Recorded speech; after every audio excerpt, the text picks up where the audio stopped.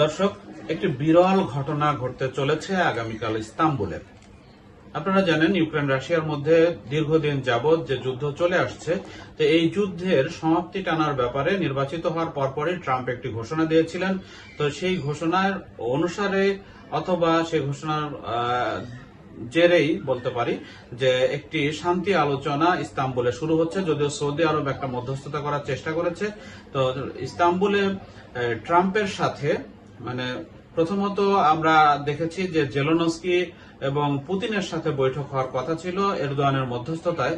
তবে আজকে ট্রাম্প সেখানে আশাবাদ ব্যক্ত করেছেন যে তিনিও এই আলোচনায় যুক্ত হতে পারেন, কারণ এরদোয়ান চান যে এই আলোচনায় যেন ট্রাম্পও উপস্থিত থাকে।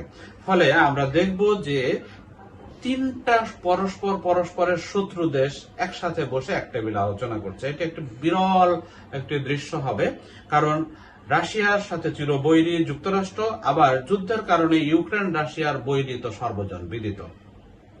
দেখা যাক এই যুদ্ধের এই আলোচনা, এই যুদ্ধ থামাতে পারে।